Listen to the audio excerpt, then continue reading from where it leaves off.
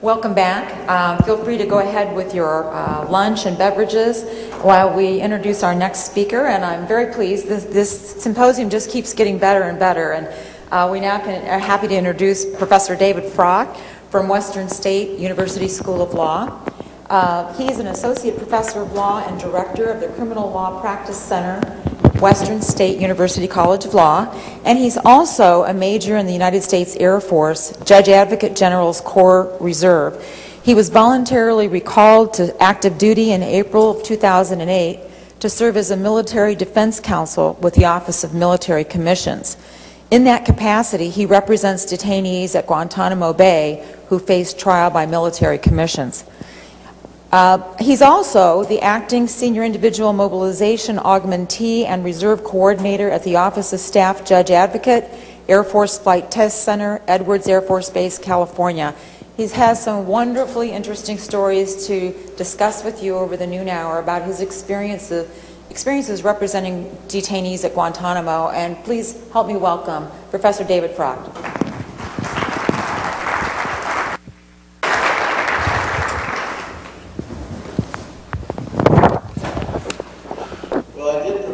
And thank you very much for inviting me to participate in this august forum, and it's a great honor to be here among such legal luminaries. And I did prepare a speech about the difficulties of defending detainees, and I'm submitting that an article based on that speech to the symposium edition of the Washburn Law Journal, and I want to thank the students from the Law Journal who have worked so hard to put this together and been such wonderful hosts. However, in listening to some of the speakers over the last day and a half, I decided, much as the Bush administration jettisoned the rule of law, to jettison my speech and to substitute something else. So I will try to leave time for questions and answers, because I know many people are curious about what it's really like to defend a detainee at a military commission. And of course, I have been doing that for the last 6 months. The trial that was just held of Ali Hamza al-Balul, who was convicted last Monday and convicted and sentenced to life, was my client, and that was only the second military commission trial. But I've devoted most of my energy to the defense of Mohammed Jawad, primarily because Mr. al-Balul never accepted my representation, and so although I was prepared to represent him and defend him, he did not authorize me to do that.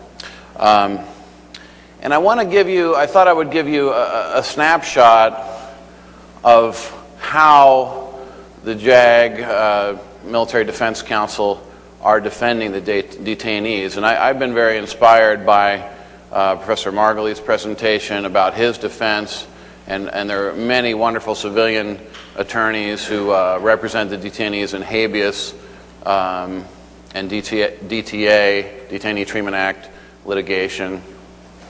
And I thought I appreciated his efforts to humanize the detainees, and I thought I would continue with that theme. So the speech that I'm going to give instead, and anyone who want to read the other one that I wrote, I can be happy to email you a copy, and it'll be in the symposium edition of the journal.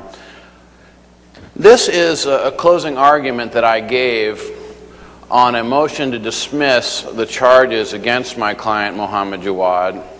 Mohammed is one of two teenage detainees. Well, he's not a teenager anymore, but he was captured on December 17, 2002 in Kabul, Afghanistan, when he was 16 or 17 years old.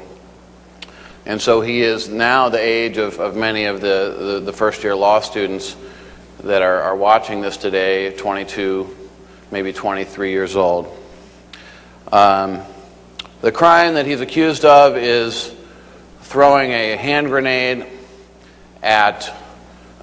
into a passing jeep in a crowded public bazaar in Kabul the hand grenade injured 2 U.S. Special Forces Army soldiers and their interpreter, Afghan interpreter. Fortunately, no one was killed, and those soldiers later recovered, and one returned to active duty, and the other is a police officer in Long Beach, California.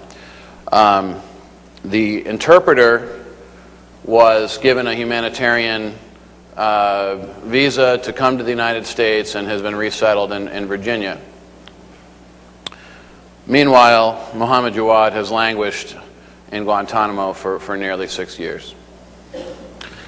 So to set the stage, this was a hearing that was on June 19th, 2008. The first appearance that I had was May 7th, was the arraignment of Mohammed Jawad, and I was given 3 weeks to file all legal motions on his behalf. You can imagine that there are many, many legal challenges that one might make in the military commissions, and I made as many as I possibly could in that time frame. And then the hearing was set for June 19th, 2008. I was solo counsel at the time. There were a number of motions that were litigated that day, one of which was unlawful influence of Brigadier General Thomas Hartman, the legal advisor, and he testified that day, and I cross-examined him. The former chief prosecutor, Colonel Morris Davis of the Air Force, testified as a defense witness. Mohammed Jawad himself testified, quite unexpectedly and unplanned, but I was trying to prove that he had been tortured. The torture consisted of something called the frequent flyer program, a sleep deprivation experiment that you heard about earlier today. And I had arranged for an expert from the Harvard Medical School, who was an expert on sleep deprivation, to testify about the effects, both physical and psychological effects of sleep deprivation. And during her testimony, my client, Mohammed, became very agitated, and he finally, it wasn't fortunate during my direct examination, but during the cross-examination by the prosecutor, he couldn't take it anymore, and he jumped up and he said, of course in Pashto, but it was translated by the interpreter, "Who is this doctor? She never examined me. I don't know what this doctor is saying. If you want to hear about the sleep deprivation, I'll tell you about the sleep deprivation." And he was very animated, and I tried to calm him down. And the only way ultimately that I was able to calm him down was to promise him that he could take the stand next and testify. Of course, I had not planned to do that.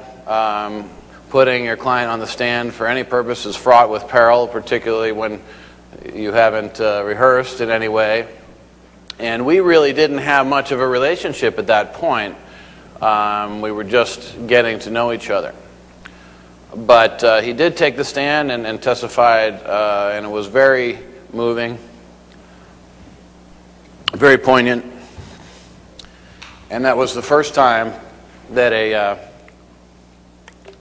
Guantanamo detainee had testified on his own behalf about the torture that he had experienced before a military commission.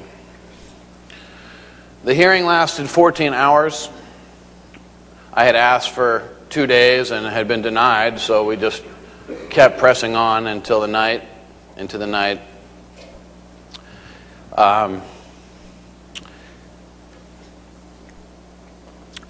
And it ended with this argument.